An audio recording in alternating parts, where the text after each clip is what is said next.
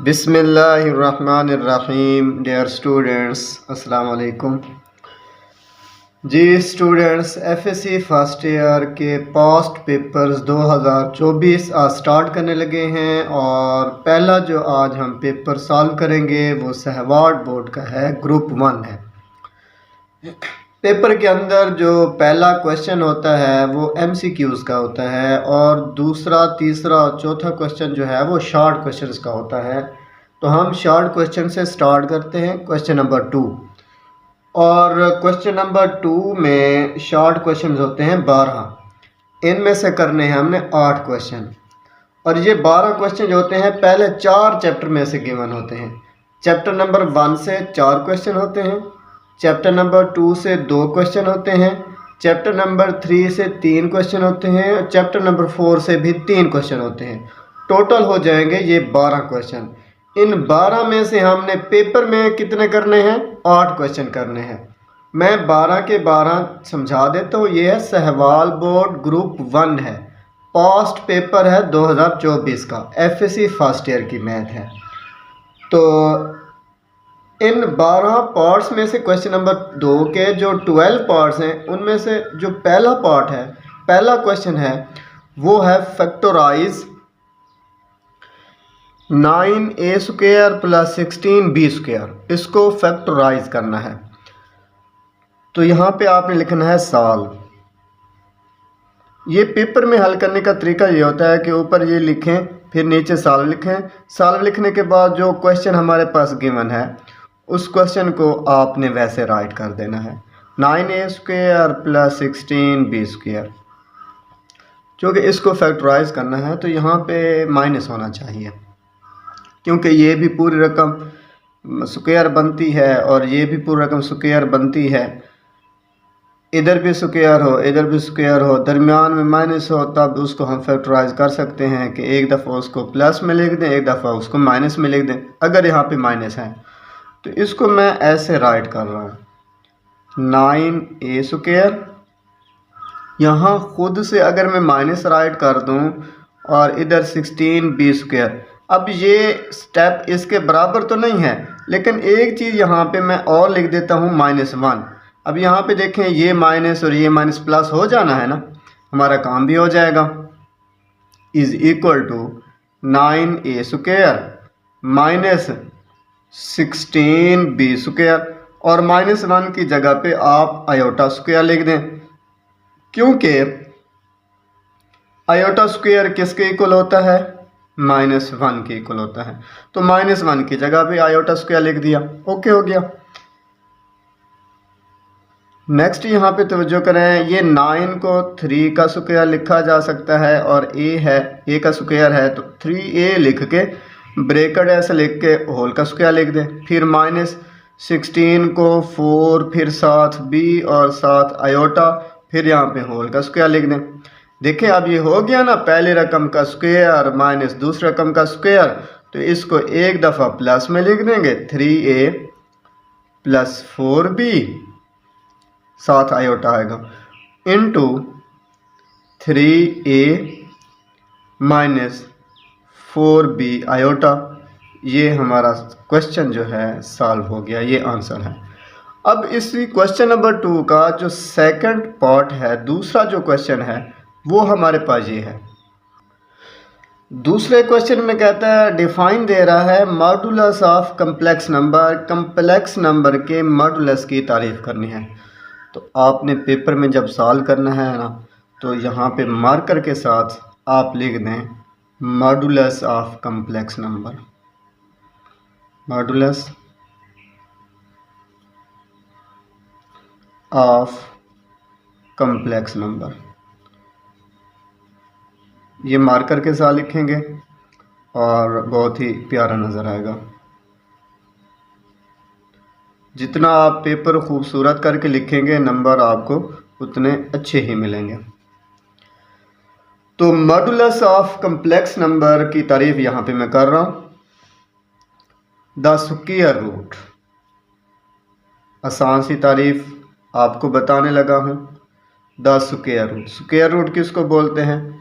जज़र को बोलते हैं। द स्क्वायर रूट ऑफ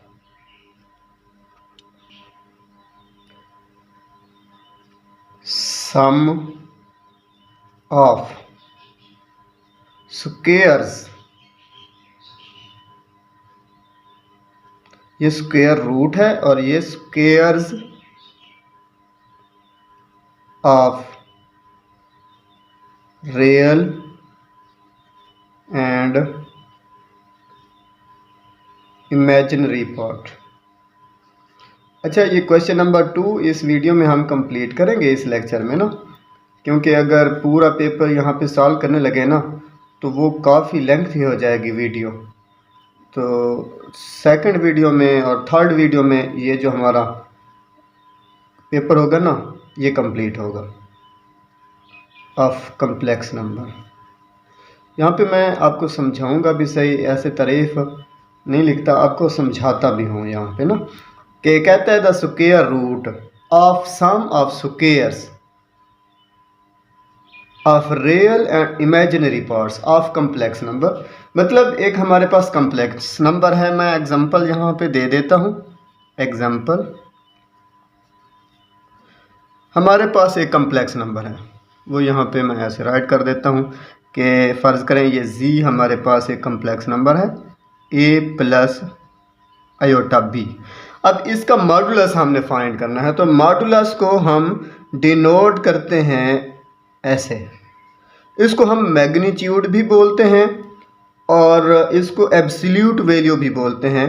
तो एब्सोल्यूट वैल्यू या मॉडुलस या मैग्नीट्यूड, तो यहाँ पे मैंने क्या कहा, एक तो स्क्वायर रूट है, ये स्क्वायर रूट हो गया, फिर sum of squares of real and imaginary part, कि ये जो रियल पार्ट है उसका स्क्वायर और जो इमेजिनरी पार्ट है उसका स्क्वायर और इन दोनों का सम, और फिर यहाँ पे स्क्वायर रूट, तो इसी को हम बोलते हैं modulus of complex number. Okay, ये समझ आ गई होगी। तो ये दूसरा जो डिफाइन है हमारी, ये भी कंप्लीट हो चुकी है। थर्ड वाला जो क्वेश्चन है, क्वेश्चन नंबर 2 में जो थर्ड वाला पार्ट है वो हमारे पास ये है। इसमें फाइंड करना है मल्टीप्लिकेटिव इन्वर्स। मल्टीप्लिकेटिव को मैं ऐसे राइट कर देता हूँ, मल्टीप्लिकेटिव इन्वर्स ऑफ -4 और 7। इनका मल्टीप्लिकेटिव इन्वर्स हमने कैसे फाइंड करना है, आसान सा तरीका बता देता हूँ। पहले तो इसको आप लेट कर दें, let z is equal to, z के इक्वल लेट कर लेते हैं ऐसे। असल में ये होता क्या है, -4 ये कॉमा को ख़त्म करें, यहाँ पे 7 आयोटा आ जाएगा, लेकिन वो तरीका काफ़ी लेंथी हो जाता है, तो आसान से तरीके से मैं बताने लगा हूँ। यहाँ पे आप लिख दें कि मल्टीप्लिकेटिव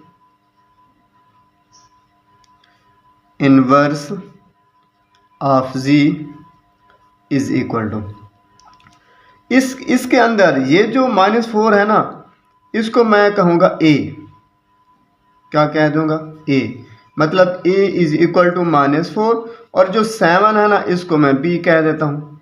हमारे पास एक फार्मूला होता है a over a square plus b square, फिर कॉमा, फिर -b यहाँ पे लिखेंगे और नीचे वही a square plus b square, और ये ब्रैकेट में लिखना है। अब यहाँ पे देखें a भी हमारे पास है, b भी है, तो यहाँ a की जगह पे क्या है, -4 है, तो -4 राइट कर दिया, और यहाँ नीचे क्या है, अगेन -4 का स्क्वायर लिखना है, और साथ b क्या है, 7 है, तो 7 का स्क्वायर राइट कर दें।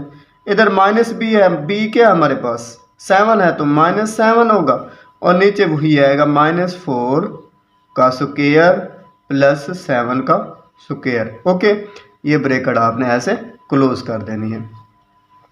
नेक्स्ट एक स्टेप में सॉल्व कर लें। यहाँ पे ये ऊपर तो -4 आ जाएगा और नीचे क्या आएगा, ये -4 का स्क्वायर 16 और 7 का स्क्वायर 49।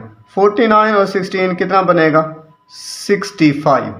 इसी तरह -7 और नीचे भी क्या आएगा, 65 आएगा, और ये मल्टीप्लिकेटिव इन्वर्स हमारे पास आ चुका है। ओके, ये थर्ड पार्ट भी क्वेश्चन नंबर 2 का कंप्लीट हो चुका है।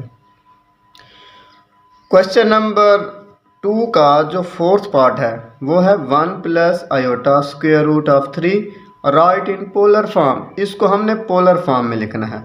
तो पोलर फॉर्म में लिखने के लिए दो चीज़ें हमारे पास होनी चाहिए। एक होना चाहिए मॉडुलस। क्वेश्चन हमारे पास ये है, इसको हमने पोलर फॉर्म में लिखना है। एक होना चाहिए हमारे पास मॉडुलस। ये मार्कर के साथ आप लोगों ने राइट कर देना है।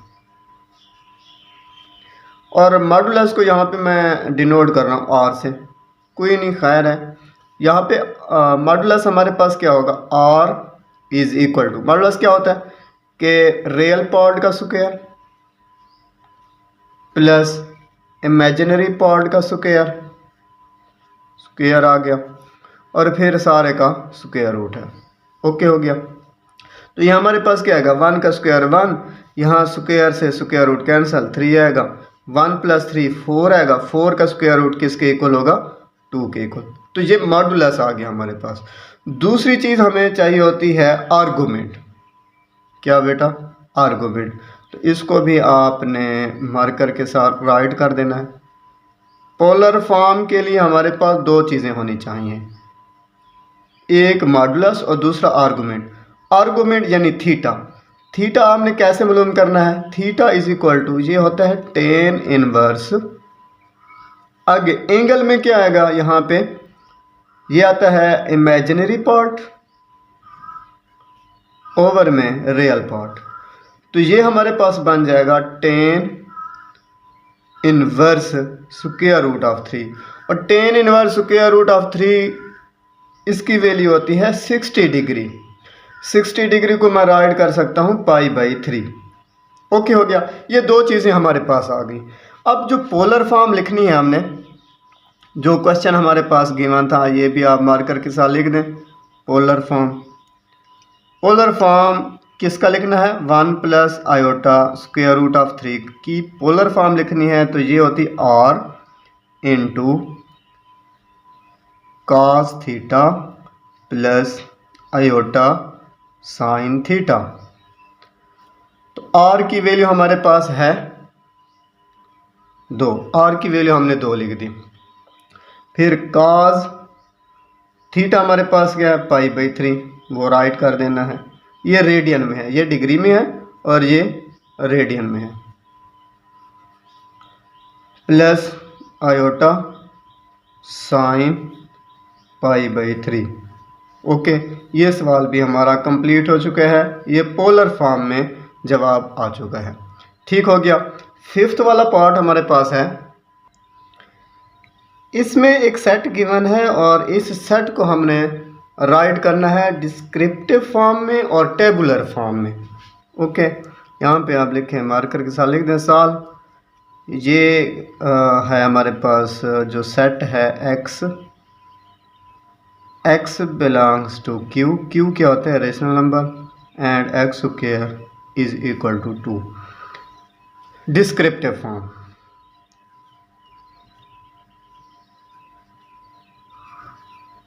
डिस्क्रिप्टिव फॉर्म में इसको हमने कैसे राइट करना है, यहाँ पे लिखेंगे the set of rational number, the set of rational number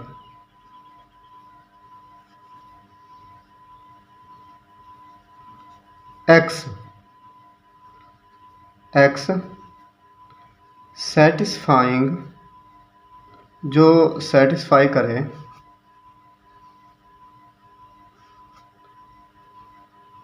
x² is equal to 2। ये हमने इसको डिस्क्रिप्टिव फॉर्म में लिखा। और टेबुलर फॉर्म में क्या होगा, इसमें दो फॉर्म में लिखना है। टेबुलर फॉर्म में हम इसी सेट को लिखेंगे एम्प्टी सेट। बस ये भी हमारा सवाल जो है कंप्लीट हो चुका है। ये शॉर्ट क्वेश्चन होते हैं ना, 2 नंबर का होता है और ये आसान से क्वेश्चन आते हैं। ठीक हो गया। ये 5 जो क्वेश्चन नंबर 2 के 5 पार्ट्स हैं ना, ये कंप्लीट हो चुके हैं। अब 6 वाले पार्ट की तरफ आते हैं। इसमें क्वेश्चन है convert a intersection b whole complement is equal to a complement union b complement into logical form. इसको लॉजिकल फॉर्म में हमने राइट करना है। तो आसान सा है, इतना मुश्किल नहीं है, घबराना नहीं है।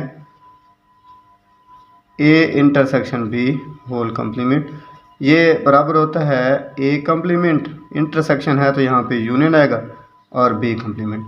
इसको लॉजिकल फॉर्म में हमने कैसे लिखना है, यहाँ पे लिखें आप नेगेशन, ए की जगह पे पी और इंटरसेक्शन की जगह पे एंड, यहाँ पे क्यू और ऐसे ब्रैकेट क्लोज। अब ये निगेशन जो है पी को अलग देनी है और क्यू को अलग, निगेशन पी और एंड की जगह पे आर आ जाएगा और फिर यहाँ पे निगेशन क्यू। तो ये लॉजिकल फॉर्म में हमने A intersection B whole complement को राइट कर दिया है। बस यहाँ तक काफ़ी है, ठीक है। आगे 7 वाले पार्ट की तरफ आते हैं। Define diagonal matrix and give an example. Diagonal matrix को डिफाइन करना है और एक एग्जांपल देनी है। ये चैप्टर नंबर 3 में से है। तो यहाँ पे आप लिखें डायगोनल मैट्रिक्स।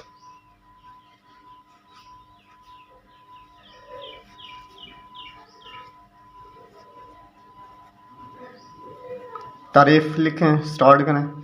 आ स्क्वायर, डायगोनल मैट्रिक्स के लिए ज़रूरी है कि वो मैट्रिक्स जो हमारे पास है ना, वो स्क्वायर मैट्रिक्स होना चाहिए।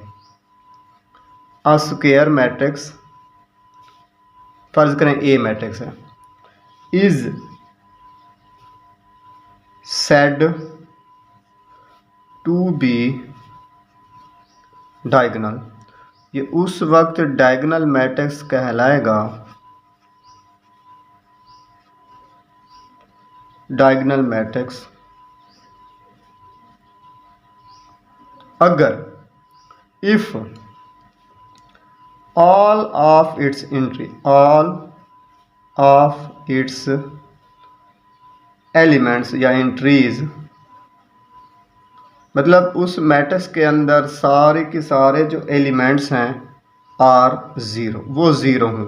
लेकिन एक शर्त है, वो देखना, यहाँ तक नहीं लिखना, आगे एक शर्त है, सारे के सारे एलिमेंट्स क्या हों, ज़ीरो हों, लेकिन एक्सेप्ट द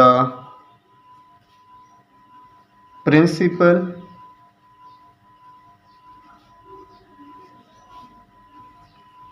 डायगोनल एलिमेंट्स। जो डायगोनल एलिमेंट्स हो ना, वो सारे ज़ीरो ना हो, कोई एक ऐसी रकम हो, ऐसा एलिमेंट हो जो नॉन ज़ीरो हो। ओके, एग्जांपल चले, यहाँ पे उसने कहा एक एग्जांपल दे दें, तो एग्जांपल में मैं आपको समझा देता हूँ। एग्जांपल में हमारे पास फ़र्ज़ करें ए मैट्रिक्स है, जैसे यहाँ पे मैंने लिखा कि ए मैट्रिक्स हमारे पास, तो इसमें डायगोनल मैट्रिक्स क्या बनेगा, 1 कर दें, इधर 0 कर दें, इधर 0 होगा, इधर भी 0 कर दें तब भी डायगोनल बनेगा, या अगर इधर 2 कर दें तब भी ये डायगोनल बनेगा। ये प्रिंसिपल डायगोनल एलिमेंट्स हैं ये वाले, बाकी 0 हों, इनमें से कोई एक एलिमेंट ऐसा हो जो नॉन ज़ीरो हो, बस उसे हम डायगोनल मैट्रिक्स बोलेंगे। तो ये 7 वाला पार्ट भी हमारा कंप्लीट है। 8 वाले पार्ट में कहता है शो करवाना है हमने A inverse whole inverse is equal to A के इक्वल है। तो ये हमने शो करवाना है ए इनवर्स और फिर अगेन इसका इनवर्स हो वो ए के इक्वल होता है। तो एक चीज़ हमें पता है कि अगर हमारे पास मैट्रिक्स हो और उस मैट्रिक्स का इनवर्स हो और मल्टीप्लाई हो रहे हो, या ऐसा हो कि इनवर्स उस मैट्रिक्स का पहले हो और फिर ए हो, वो वाला मैट्रिक्स हो, तो ये आई के इक्वल होता है। एक और मैट्रिक्स हमारे पास आता है जिसे आइडेंटिटी मैट्रिक्स बोलते हैं और ये इसके इक्वल होता है। तो यहाँ पे देखें इनवर्स का इनवर्स है, तो इसका मतलब भी क्या है, वही हमारे पास मैट्रिक्स आएगा। तो यहाँ पे मैं एक चीज़ राइट कर देता हूँ कि द इनवर्स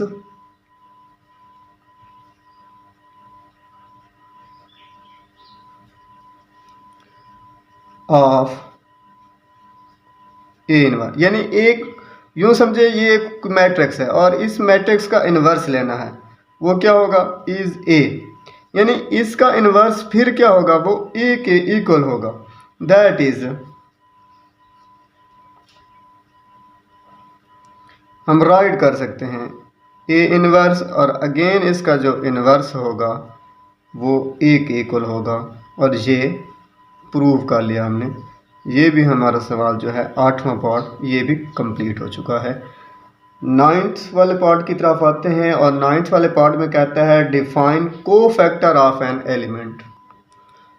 तो यहाँ पे इसको डिफाइन करना हमने कोफैक्टर को राइट कर दें मार्कर के साथ। यहाँ पे मैं यहाँ पे पेन के साथ लिख रहा हूँ लेकिन आपने मार्कर के साथ लिखना है। कोफैक्टर ऑफ एन एलिमेंट, तो इसकी तारीफ हमारे पास होती है द नंबर, यहाँ से तारीफ शुरू कर दें, the number A I J is equal to, formula इसका होता है -1 पावर आई प्लस जे, और साथ माइनर जो है ना उसको आप मल्टीप्लाई करवा दें। यहाँ पे मैं बता भी देता हूँ कि ये एम आई जे क्या चीज़ है, where M I J is the minor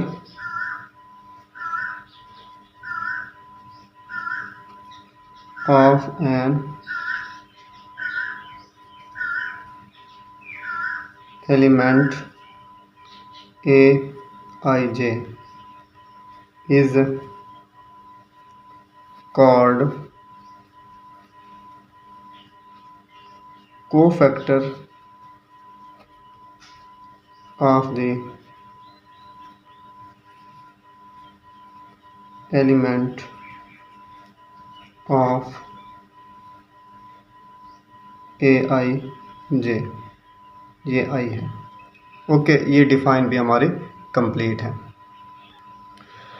10 वाला पार्ट है इसी क्वेश्चन नंबर 2 का, solve x raise to power 1/2 minus x raise to power 1/4 minus 6 is equal to 0। और ये चैप्टर नंबर 4 में से क्वेश्चन आया हुआ है। तो सॉल्व करते हैं। क्वेश्चन हमारे पास है x raise to power 1/2 minus x raise to power 1/4 minus 6 is equal to 0। इसको आप लेट कर लें। ये जो x रेज़ टू पावर 1/4 है ना, इसको आप y के इक्वल लेट कर लें, और ये x रेज़ टू पावर 1/2 जो है इसको आप y स्क्वायर के इक्वल लेट कर दें। तो ये जो इक्वेशन नंबर 1 इसको कह दें, और इक्वेशन नंबर 1 हमारे पास क्या बनेगी, यहाँ पे लिख दें इक्वेशन 1 बिकम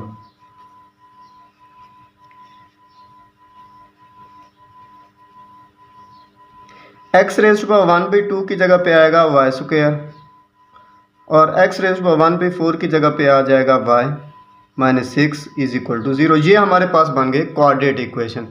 दो नंबर आपने चूज़ करने हैं जिनको मल्टीप्लाई करवाएं, -6 है, प्लस माइनस करवाएं तो माइनस का 1 है, y के साथ जो कोएफिशिएंट है वो -1 है। तो वो दो नंबर ये हो सकते हैं, y स्क्वायर माइनस का 3y कह दें और प्लस का 2y।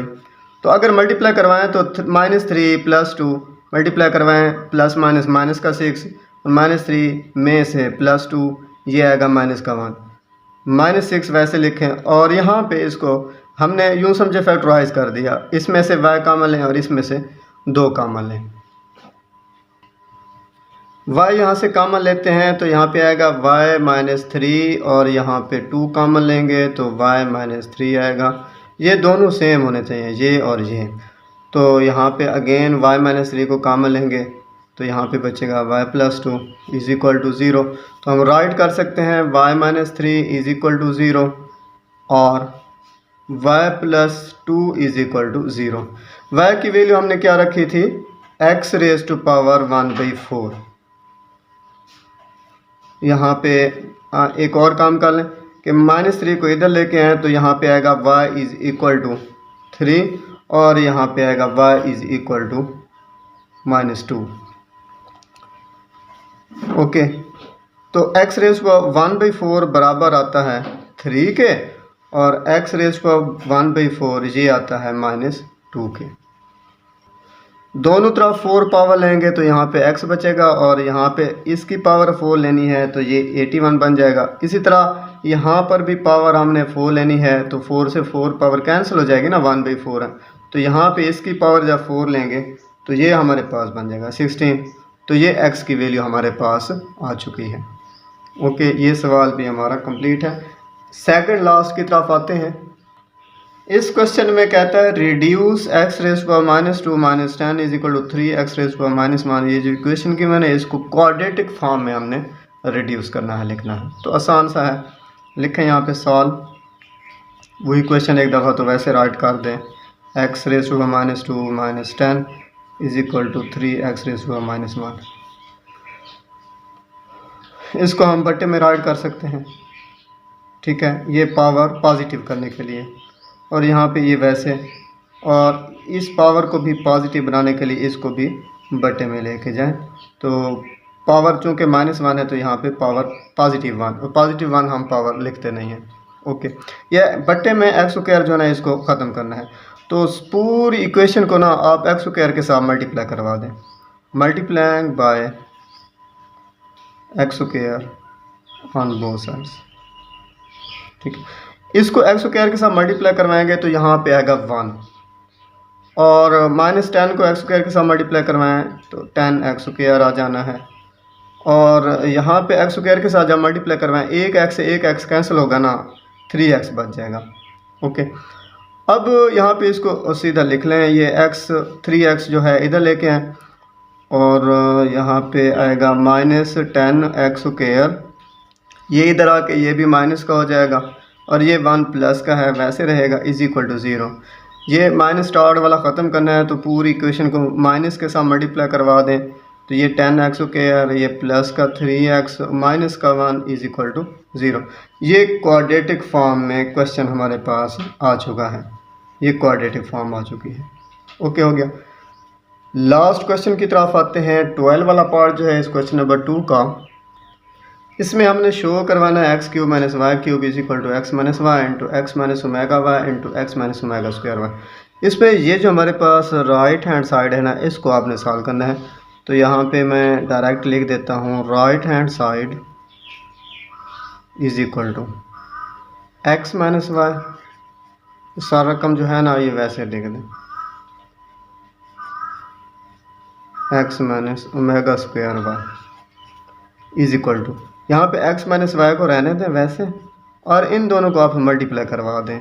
x को x के साथ मल्टीप्लाई करवाएं, x को इसके साथ मल्टीप्लाई करवाएं, तो ये आएगा ओमेगा²xy, ये हो गया मल्टीप्लाई। अब -ओमेगा y को x के साथ मल्टीप्लाई करवाएं, तो ये आएगा -ओमेगा(xy), और -ओमेगा(y) इसके साथ मल्टीप्लाई करवाएं, ये माइनस है, ये माइनस है, प्लस ओमेगा³ y। तो x - y वैसे,